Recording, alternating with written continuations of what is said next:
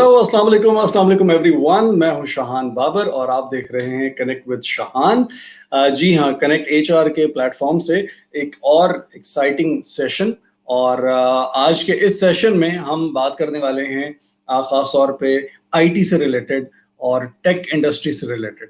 HR हर industry में, हर sector में पाया जाता है और बहुत से लोग बहुत सी कंपनीज में, इंडस्ट्रीज में काम कर रहे हैं और एचआर में अपनी ड्यूटीज परफॉर्म कर रहे हैं और कंपनीज के साथ ग्रो कर रहे हैं।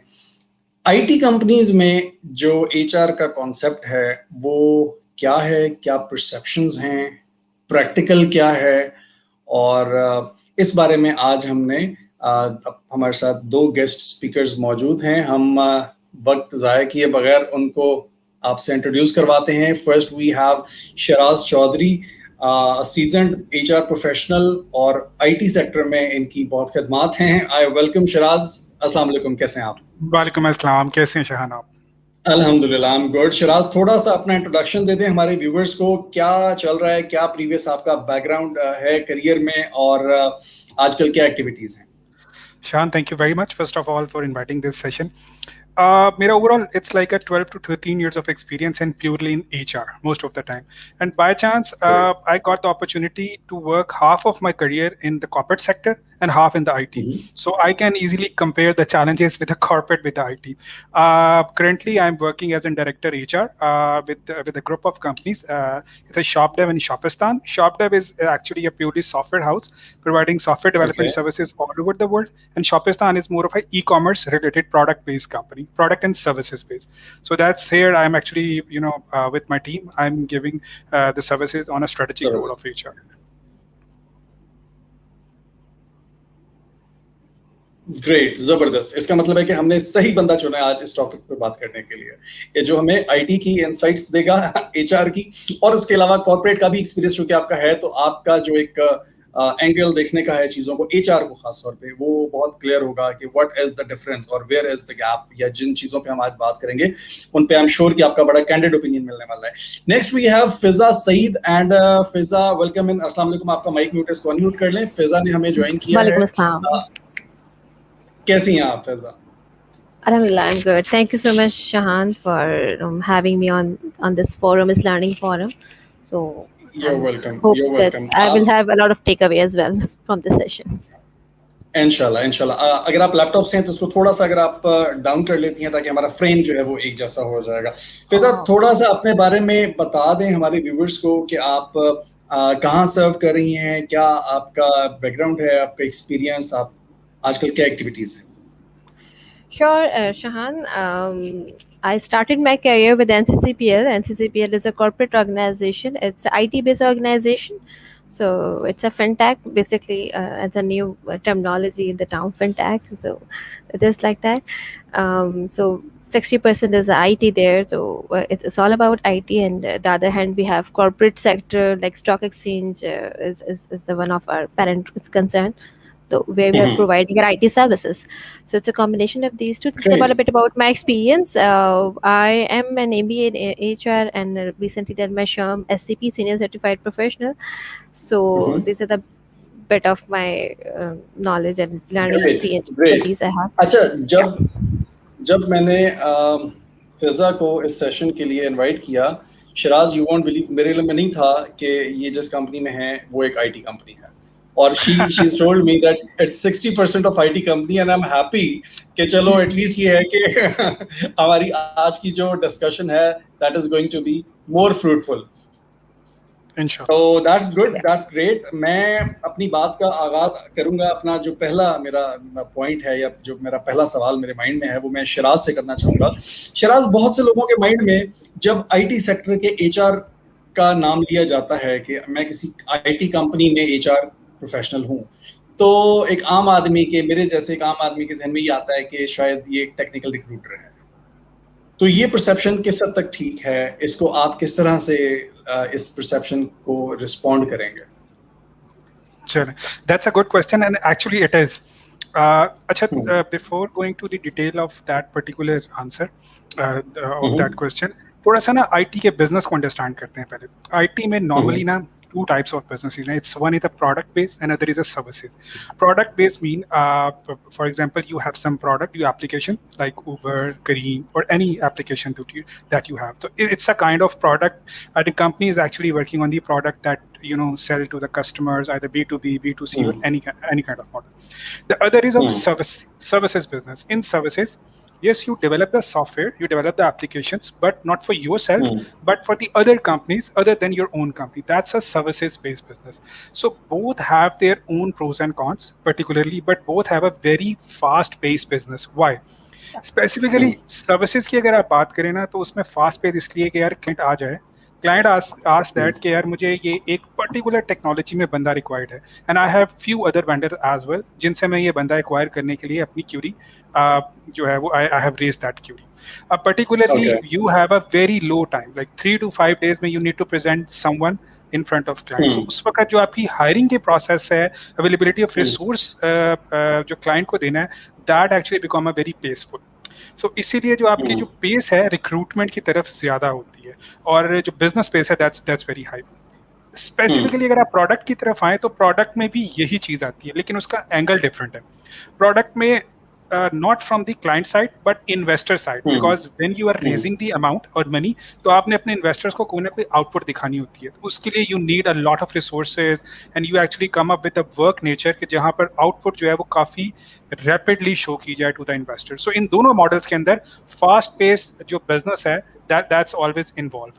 So ये एक background है towards the IT जो बाकी industry से थोड़ा सा separate करता है.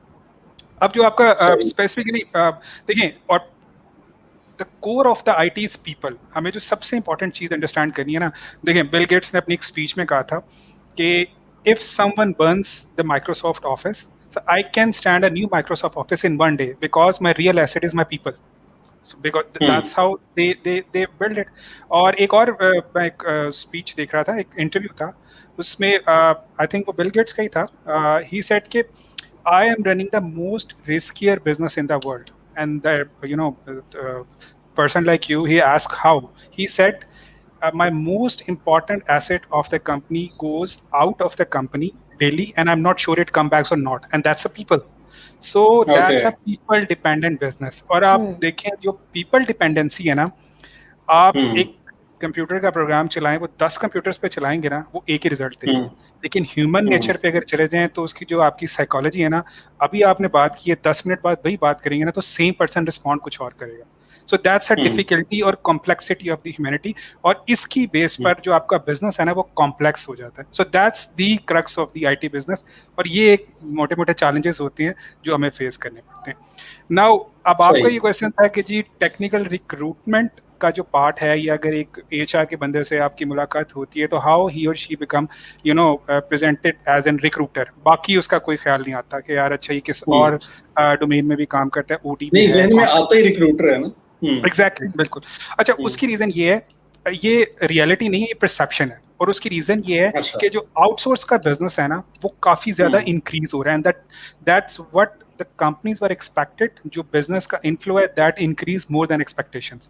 So फिर आपकी जो new talent की acquire की demand है वो ज्यादा है. So that's why you go more towards the recruitment. तो आपकी जो automatically जो activity है ना जिसका impact direct business को पड़ता है वो recruitment बन जाती है. That's why recruitment का impact या perception पड़ता है. मैं आपको एक example देता हूँ. I was like reading a stats. So 40 million jobs last year, 40 million jobs ऐसी थी जो कि जो अनफिल्ड रही all over the world, right? या, तो दैट्स अ वैलिड सर्वे. और अगर आप देखें तो पाकिस्तान दुनिया में तीसरे या चौथे नंबर पे वो कंट्री आता है जिसमें आउटसोर्सिंग ग्रो कर रही है.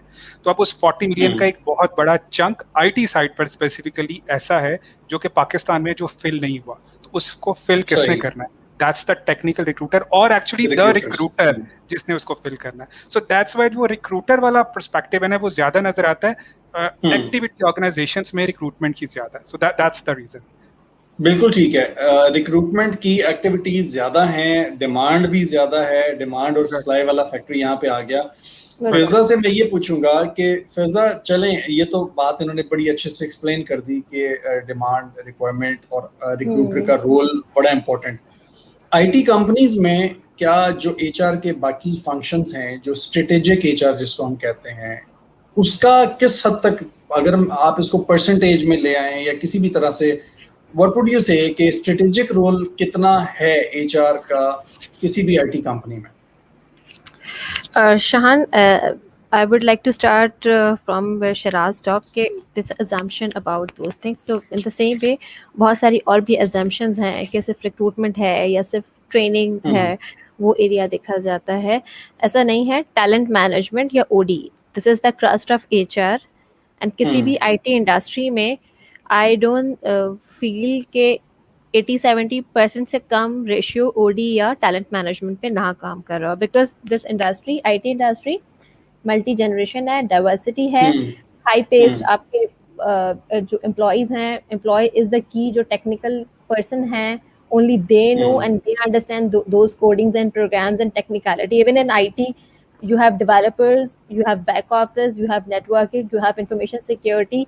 Even with IT background, there are detailed functionalities जहाँ पे आप even with the same IT school से पढ़ के आके जो लोग पास आउट बच्चे होते हैं, with the passage of time in a 1 year and 2, वो इतना specialized हो जाते हैं in sub sections and sub fields, we cannot move them even within the other domain.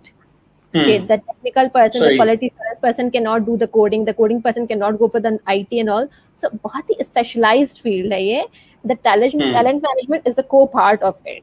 And जिस तरह recruitment is the part, because high demand skill set है worldwide, globally जो है evolve कर रही है industry. Obviously worldwide जो है, अगर आप कराची में बैठे हैं, पाकिस्तान इंडस्ट्री में काम कर रहे हैं, but the competition we have with the global जगह पे काम कर रहे हैं, चाहे वो स्टार्टअप की बात हो रही है, कॉर्पोरेट की आईटी की बात हो रही है, या किसी सॉफ्टवेयर हाउस की बात हो रही है, चैलेंजेस सेम ही है हर जगह पे. और ग्लोबल लेवल पे कंपटीशन है आपका in IT industry as compare to the other industry. तो ये एक डिफरेंट एस्पेक्ट है इस चीज को देखने का. So I believe talent management is critical there. I'm sorry, मेरे पास आपकी आवाज लैग कर रही थी. मैं ये पूछने लगा था कि ठीक है, कंपटीशन जितना ज्यादा होता है उतना एम्प्लॉय को रिटेन करना मुश्किल होता है. तो क्या शिराज, आप अगर इस पे थोड़ा सा लाइट शेड करें कि क्या हम आईटी कंपनीज में कंपनसेशन एंड बेनिफिट पे भी उतनी तवज्जो देते हैं जितनी रिक्रूटमेंट पे होती है? अच्छा, अभी फर्स्ट ऑफ ऑल थोड़ा सा यप यू आर ऑडिबल. मैं जो भी आपने फिजा से बात की, उसमें I would like to add, and my 2 cents is same what Fiza said, कि जो yes there is a role of talent management, लेकिन अभी उतना ज्यादा एप्रिशिएटेबल नहीं है. लेकिन what my experience is from last 6-7 years in the IT, कि जो organisations talent management, specifically OT and training and development को प्रैक्टिस करेंगी आईटी में, वही ग्रो कर पाएंगी. एक सिंपल सी लॉजिक है कि अगर आपके पास 100 बंदे हैं और 400 कंपनी है, तो उन 400 कंपनी ने उन्हीं 100 बंदों में से हायर करना है. तो आप उसी फाइट में, या you can say the war of talent में रहेंगे to get these 100 people on board. अब उसके लिए आपके पास, जिस तरह फॉर एग्जांपल कुछ कंपनीज हैं जिस तरह नेटसोल है, नॉर्थ पे सॉल्यूशंस है, they actually being created their own universities, और वो अपना टैलेंट क्रिएट करना शुरू करिए. And that's the key to actually get the success और गुड ग्रोथ और very fast growth in the IT. So talent management को प्रैक्टिस तो करना पड़ेगा, और कुछ ऑर्गेनाइजेशंस कर रही हैं, बट वास्ट लेवल पर नहीं है. लाइक अगर एक अंदाजे के मुताबिक there is a 4000 registered software house in Lahore, तो माइट बी देयर आर 10% और 5%, 10 भी बहुत ज्यादा है, 5% are practicing talent management properly. Otherwise the people they are either on the talent acquisition side or the operational HR they are operating that. So yes, talent management is the key and the next thing to be successful in IT. सही है. मेरा जो point था, शायद मेरी आवाज कुछ clear ना हो, मेरा पॉइंट था कंपनसेशन एंड बेनिफिट को लेके, कि जैसे एचआर की बाकी फंक्शंस हैं, कंपनसेशन एंड बेनिफिट का प्लान और इसके सर्वेज, इसका कंपेटिटिव एज हासिल करने के लिए जाहिर है आपको पूरा एक वर्किंग इसके लिए करनी पड़ती है ताकि आपका एम्प्लॉय एंगेज रहे, रिटेन रहे. तो मैं अगर अपनी बात करूं, मैं बहुत कम देखता हूं किसी भी और टाइप की जॉब्स, खासतौर पे आईटी में, other than recruitment. Performance management के लिए, कंपनसेशन बेनिफिट के लिए, ट्रेनिंग्स, ओडी HR ऑपरेशंस, इस तरह की जॉब्स बहुत कम देखने में आती हैं।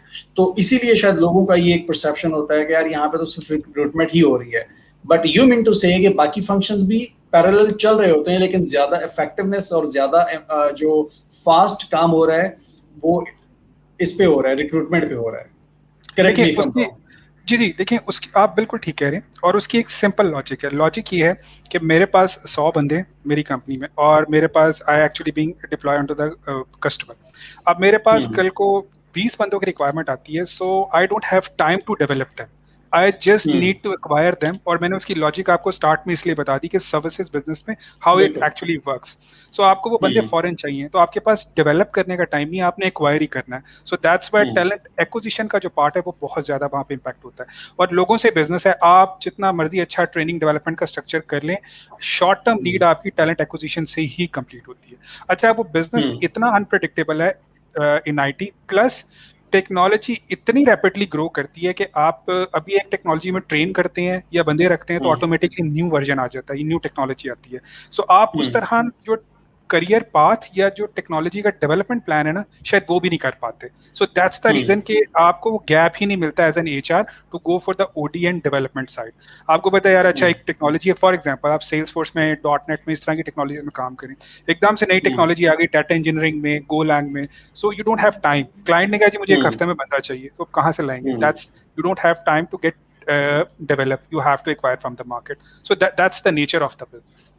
Maybe in future, when we go for the जब मार्केट मैच्योर हो जाएगी तो डेफिनेटली एक जो OD का या ट्रेनिंग एंड डेवलपमेंट का पार्ट है वो हो सकता है। और हाँ, इसमें ट्रेनिंग एंड डेवलपमेंट या OD या स्पेसिफिकली टैलेंट मैनेजमेंट कहाँ पर सपोर्ट कर सकता है?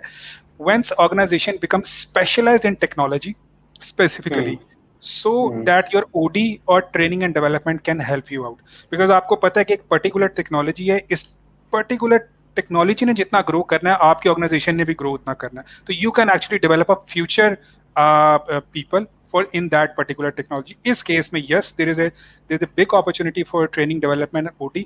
अदरवाइज ज्यादा फोकस फिर आपका टैलेंट एक्विजिशन पे रहेगा।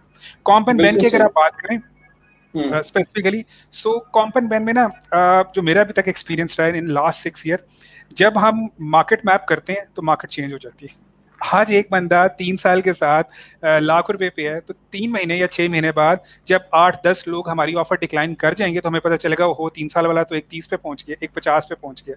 सो दैट्स द रीजन कि हम उसको मैप ही नहीं कर पाते, तो इसलिए फिर कॉम्प एंड बेन भी रैंडम ही चल रहा होता है। जो मैंने क्वेश्चन स्क्रीन पे भी थ्रो किया हुआ है, ये बिल्कुल रेलेवेंट सूट कर रहा है इस वक्त जो बात हमारी चल रही है। इन्होंने लिखा है, तहसीन गफार ने ये मैसेज किया है, ये कहते हैं जी, how can we handle the continuous salary raise demands of tech employees? By paying them. पहले फिजा से जाऊंगा, फिजा पहले इस पे अपना इनपुट दें। जी, मैं इस पे यही कहूँगी कि the part I said about OD is it about it it's a pain for HR people जब हम retention की बात करते हैं, but I recently ran a survey and trust me, compensation was the third by choice, by open choice, people choose it, the third component for motivation and retention. Even those people were complaining about salaries, and what was and first and second? People, learning and culture. Okay. Culture is my concern about OD, and I really appreciate the software houses industry. They are maintaining a really good culture environment. There is a race between the top software houses. Even the small software houses are putting a lot of effort to provide a flexible timings, work from home, and variety of benefits, good sports, and that's just a different thing they're providing. And then that's because to attract this generation, they are aligning their whole philosophy. I'm just not about the salary, I'm talking about the entire remuneration philosophy. They are doing it.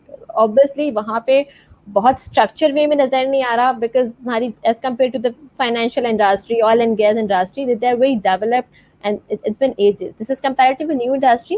Even in that aspects, they are leading in that way. आप top-notch जगहों को देखें, Bol was one of them, जिन्होंने pioneer थे, जिन्होंने ये start किया था कि किस तरह से उन्होंने अपनी employee value proposition को देखना है और उसके हिसाब से काम करना है. And the footprint is there.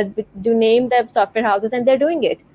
So वो लोग वहाँ काम कर रहे हैं, and it's not like that कि आई बिलीव कि जो ये जनरेशन है, मेरा इसमें जनरेशन वाला एनालिसिस ज़्यादा होता है when I compare the tech thing, कि वहाँ पे भी अब 3-4 जी भी आ गई है और 2 जनरेशन पहले काम कर रही थी और चौथी भी वहाँ पर है हेड्स में, तो नीड उनकी डिफरेंट है with respect to generation, but this G generation they are highly skilled, they are restless, they don't want to wait, they want to have money on hands and all.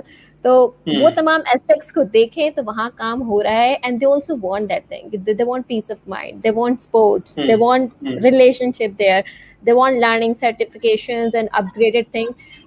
No matter if you're not providing that thing here, आप वो technology was frameworks पे अगर काम नहीं भी कर रहे हैं, if you provide those courses even to them, they're happy to have them. At least they are with abreast with the tech information and knowledge जो market में है. So from my point of view, organization are focused towards that area as well. So that was my thoughts on that. Siraj, आपका क्या opinion है इस पे? नहीं, I agree with that. Ultimately देखें, ये रिटेंशन और टैलेंट एक्विजिशन दोनों में ये स्ट्रैटेजीज हेल्प आउट करती हैं, because when you market the strategies कि यार आप लर्निंग अपॉर्चुनिटी दे रहे हैं, you are a good employer, the facility, the culture, when you market, so आपको टैलेंट एक्विजिशन में हेल्प आउट करते हैं, and definitely when you actually practise these things तो वो आपके टैलेंट रिटेंशन में सपोर्ट करती है।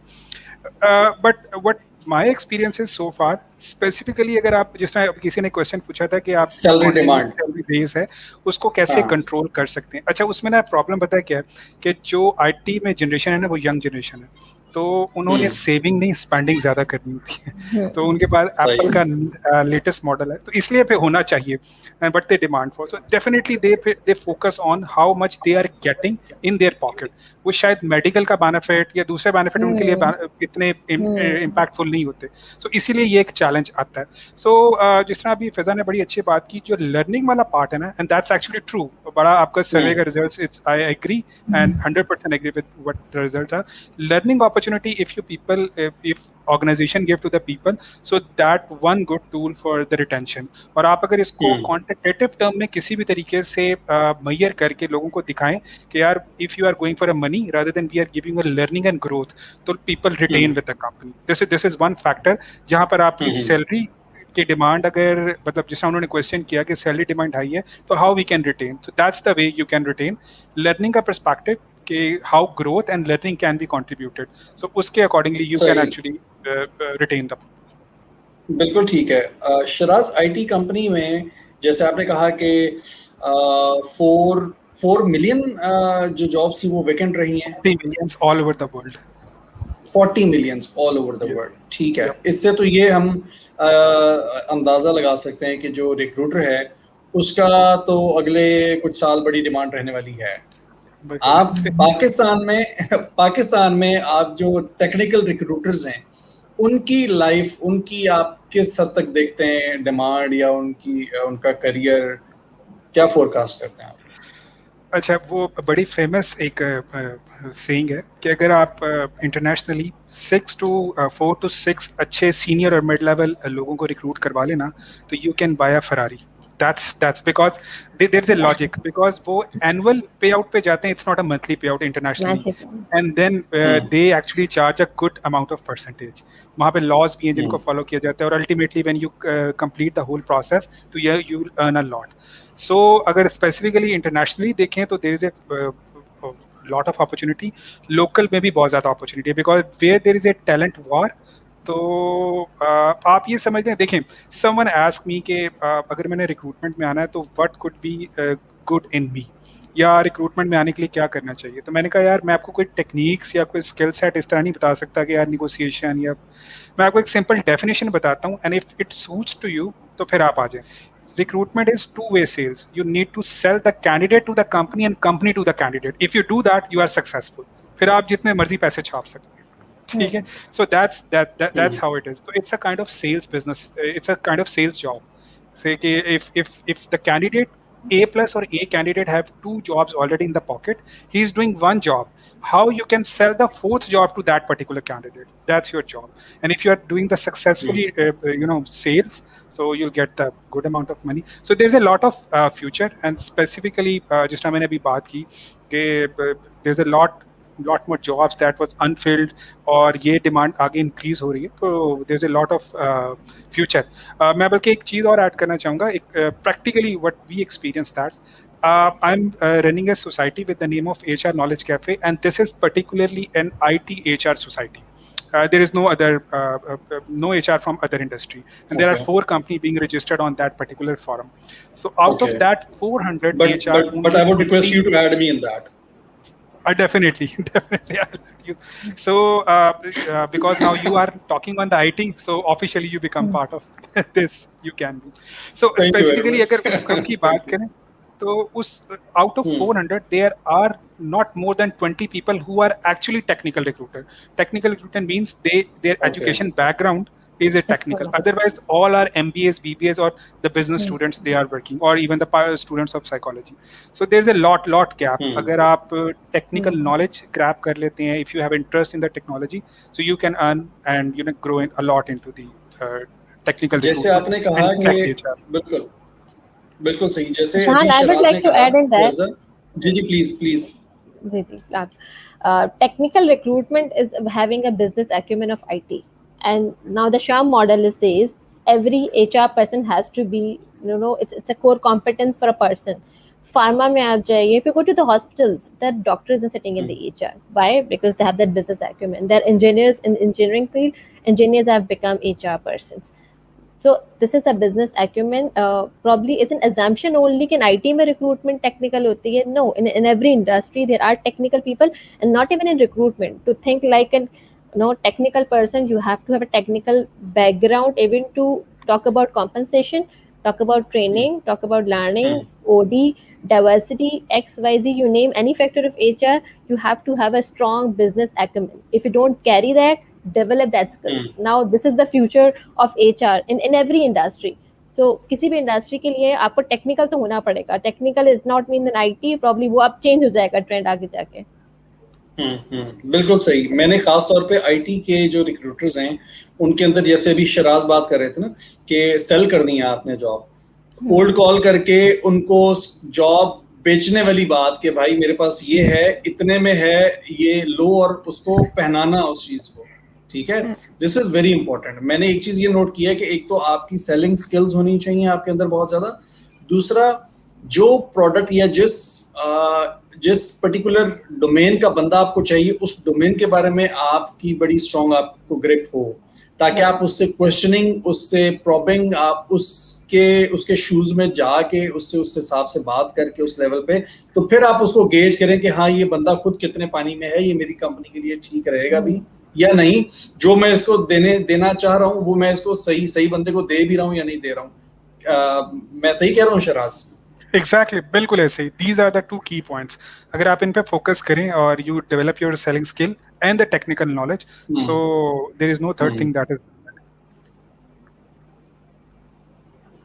ठीक हो गया. और जो लोग शराज टेक्निकल नहीं है, जो लोग टेक्निकल रिक्रूटर नहीं है या IT से उनका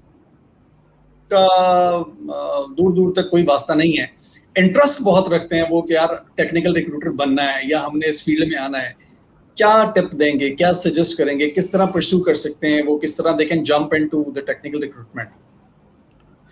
अच्छा देखिए, अभी फिजा ने बहुत अच्छी बात की कि technical recruitment it's not only in IT but it's everywhere. आप पेट्रोलियम इंडस्ट्री में चला जाएं, चलें अभी हम IT पे अगर थोड़ा सा फोकस रखें. अब IT में चैलेंजिंग क्यों है? क्योंकि मैंने आपसे पहले भी जिक्र किया कि ये चेंज जो ऑफ टेक्नोलॉजी जो है ना, वो रिलेटिवली फास्ट है as compare to any other industry.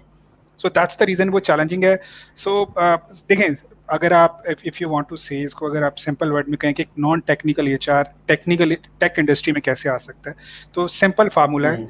वो कहते हैं कि we can achieve anything by 99% hard work and 1% luck. So we need to put the hard work. That's very need to. अब मेरे अपने पर्सनल एक्सपीरियंस के साथ कुछ चीज़ें जो है ना मैं आपके साथ शेयर करूंगा. सबसे पहले जो पर्सनैलिटी की अगर बात करें ना, तो a person should be a anti fragile personality. देखें, एक पर्सनैलिटी होती है रेजिलेंस, जिसमें ये होता है कि यार if you go into the crisis so you have the ability to come very quickly to that particular situation, come back to that, आप उसको रिकवर कर लेते. एंटी फ्रजाइल ये होता है कि if you go into a crisis you not come back but you move 1 step above.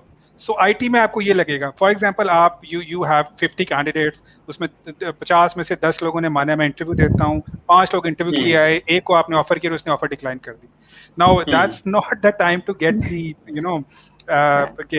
get too demotivated, but the next way you need to learn from this and go one step above कि यार अच्छा इस situation को next time how can I handle, और कौन सा बेहतर तरीका है, what mistakes I have done and how I can go one step above to actually fill that position. ये बहुत सारा बहुत दफा आईटी में आपके साथ ये होता है. दूसरा 99% के होता है. सही. So उसमें there are other techniques you can use for the learning, but that anti-fragile personality is very important to become part of tech industry. Secondly, socialization among tech community is बहुत important है, वो जो learning perspective है. Specifically जो relatively easy technologies, easy से मुराद ये है कि जो जिनका basics जो है वो एक layman person भी understand कर सके. इस तरह Salesforce है, जो CRM like technologies हैं, Python है, और there are other technologies that can be initially understand by the layman. तो आप उस society का part बने, concept को समझे कि how technology works. Once you become a grip on the basic technology, then you can automatically go to the advanced technology. So go for the socialization among tech communities. Then again, जिस तरह भी आपसे बात हुई कि we do have a forum जहाँ पे 400 से ज़्यादा tech recruiters या tech HRs हैं, become a part of this forum and learn from them how they actually being, what challenges they have and how they actually being cope up these specific challenge. और most important thing जो मैंने अपने career में try किया है when I move from corporate to IT, तो जो easy वाली पोजीशंस होती है ना, टेक्निकल इजी पोजीशंस, आप उसको पहले हिट करें. फॉर एग्जांपल अगर आप कंपेयर करें ना एक .NET डेवलपर, पाइथन डेवलपर और QA engineer, so it's easy to fill the QA engineer position. So just go for the easy position first and then step by step you'll automatically learning that.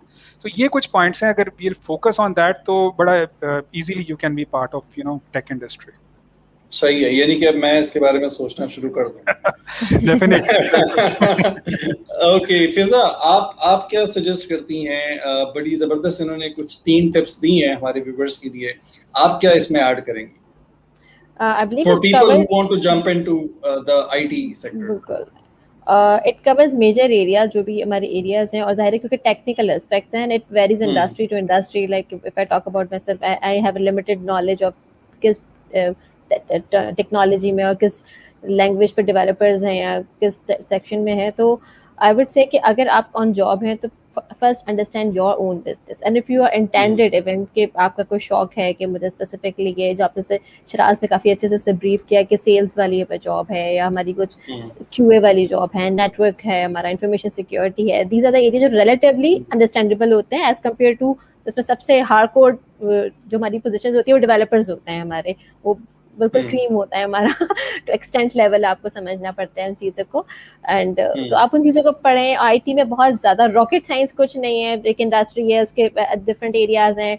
IT के बारे में काफ़ी blogs हैं, blogs को follow करें. Forum Sharaj ने काफ़ी अच्छा एक फोरम प्रोवाइड किया है, do follow that. It's about going, knowledge तो आपके हैंड में, Google it and start reading thing, कुछ ना कुछ तो आपको समझ आएगा. 10% में फिर ना आपका कोई स्पेसिफिक टारगेट नहीं है तो जनरली सीख लें. मतलब कुछ 100 वर्ड्स पढ़ेंगे, 5-10 आपको याद रहेंगे, वो आपके लिए काम के होंगे.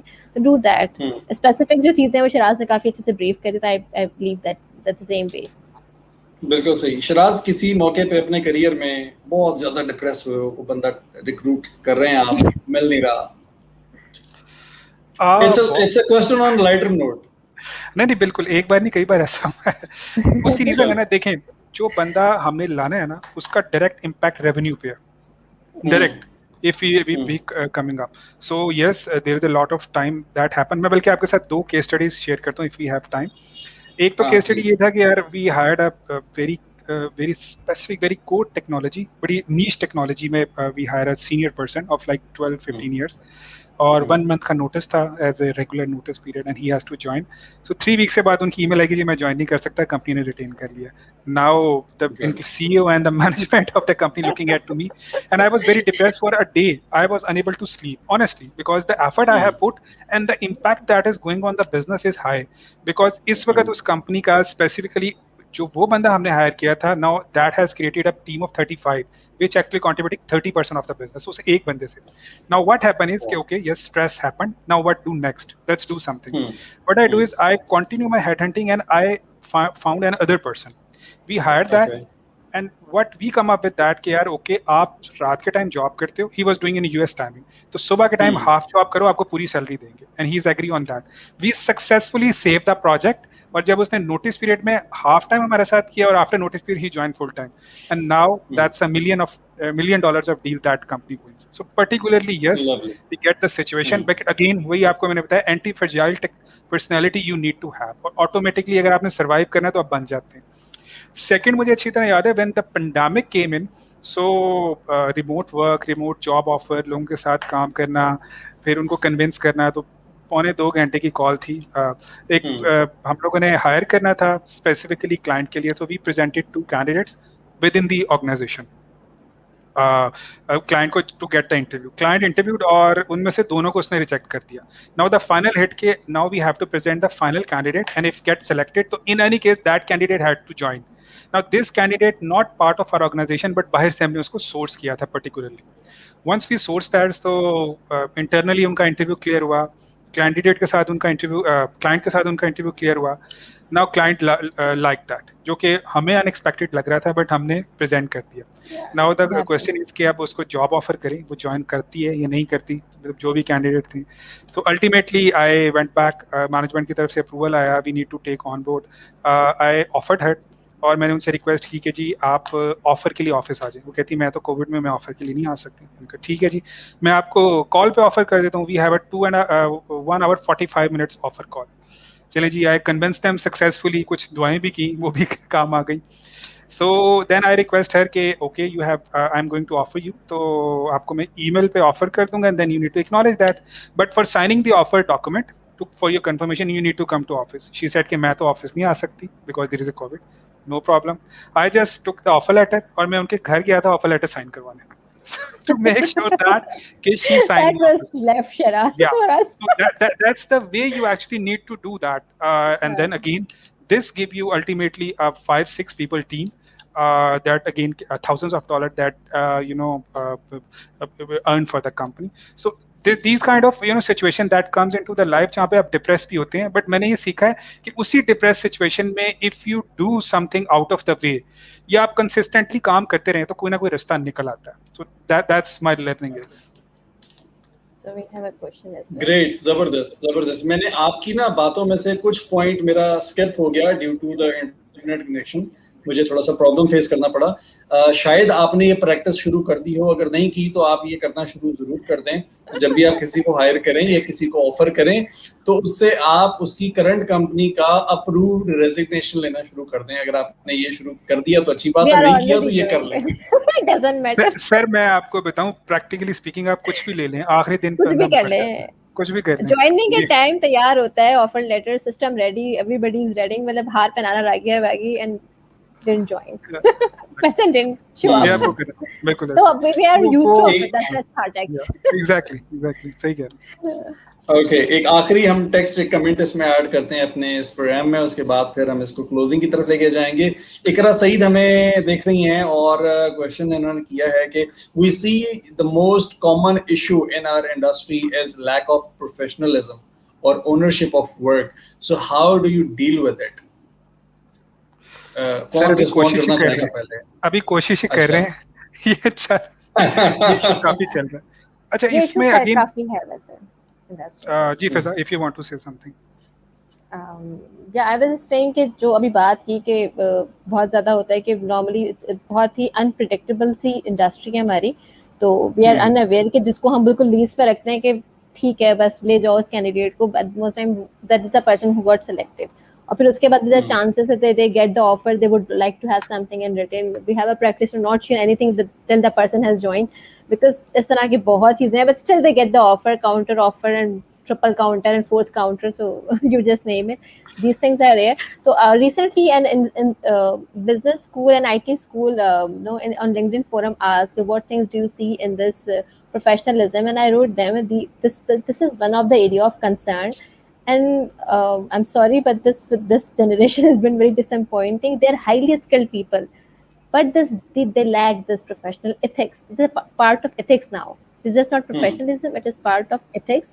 And because casual है और कुछ चीज़ें हम बहुत ज़्यादा flexible रखी हुई हैं for these people, but in ethics point of view, casual नहीं होना चाहिए. And I request all the IT institutes. We recently had a connection with NET. I request them to please develop this thing. This is a core competence for even a human. Forget about IT and non-IT. This has to be there. They should respect this thing. Professionalism and ethics is the basic for everything. कहीं हम भी उनसे कुछ ज्यादा expect तो नहीं कर रहे हैं शराज? नहीं, मेरा ख्याल है एक्सपेक्टेशन इतनी ज़्यादा नहीं है, लेकिन फिजा का पॉइंट बहुत वैलिड है. फर्स्ट जो आपकी एकेडेमिया है, they need to play their role actually. जो आपकी एथिक्स है ना, वहाँ से स्टार्ट होती है. जिसमें अब एक बच्चा है ना, वो 5 साल तक जो हम उसको सिखाते हैं, ऑलमोस्ट उसकी पर्सनैलिटी का वो पार्ट बन जाता है फॉर द लाइफ टाइम. इसी तरह आपके कोर जो 3, 4, 5 ईयर्स होते हैं एजुकेशन के, वो आपके बेस बना देते हैं for your professional life.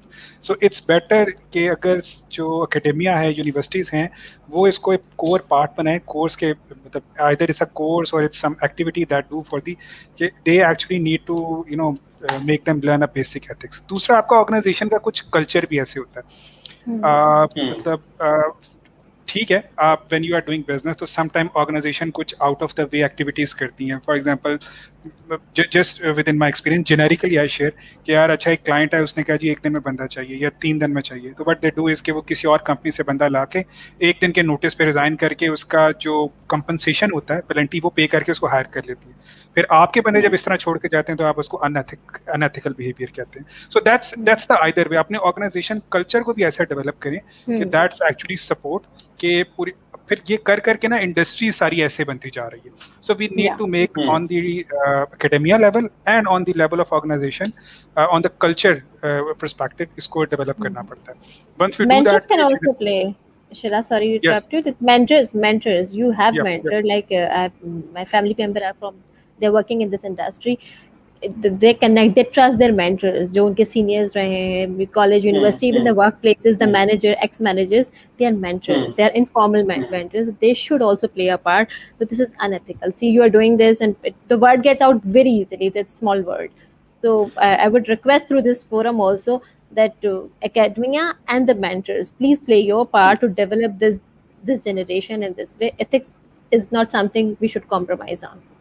I don't think so, Fiza, कि any mentor would suggest somebody to dodge any company या कोई गलत उसको advise करेगा. नहीं. या कोई भी अपने mentee को कुछ इस तरह का suggest करेगा कि यार चलो ठीक है, कोई चोर रास्ता. Probably I couldn't make myself clear the way Shiraz said कि organization ने कुछ ऐसा part किया, but mentor that take it casually कि देखो ठीक है, but if mentor is stressed कि please don't do this. ठीक है, got your point. It's about to stop them. They should emphasize on right. Yeah, they emphasize on that right thing. With at time we just get silent कि ठीक है उसका decision है, but no, make them clear कि don't do such things.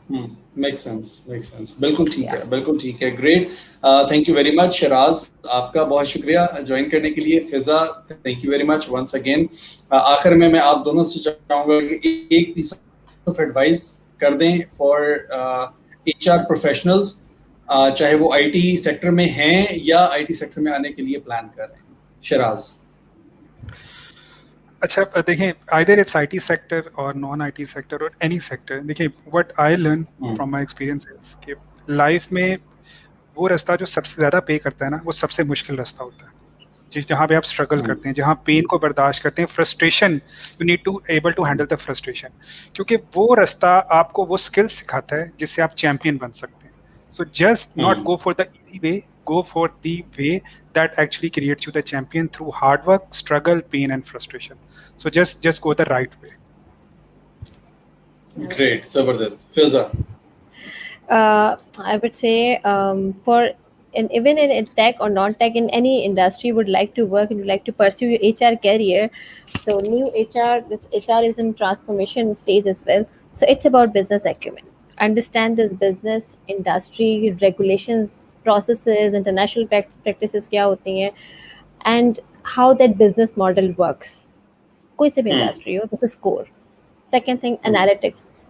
That's about measure. How do you measure quality? In a nutshell, this is all about HR now. So these two areas should be developed. We are the senior people now. We are developing this skill set to keep in industry, to stay in industry. The newcomer should have opportunity and time to work on these things and develop these things. So these are main thing for HR. So that's my 2 cents. Great, thank you very much, बहुत शुक्रिया आप दोनों का।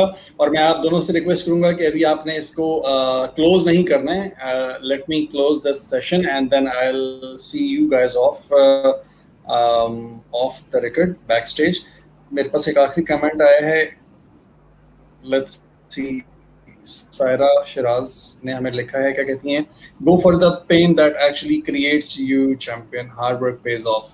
Thank you very much Saira, इन्होंने आपकी ही बात को continue किया है शिराज, और thank you very much once again both of you. और मैं अपने तमाम व्यूअर्स से रिक्वेस्ट करूंगा कि हमें सपोर्ट करते रहें, इसी तरह हमारे सेशंस में हमें ज्वाइन करते रहें, और हर ट्यूसडे और सैटरडे हम डिफरेंट गेस्ट स्पीकर्स को लेके आते हैं, डिफरेंट टॉपिक्स पे हम बात किया करते हैं।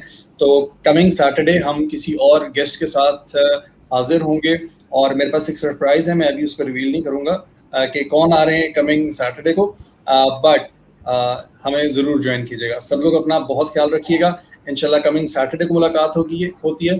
टेक केयर, अल्लाह हाफिज़ एंड बाय। Thank you.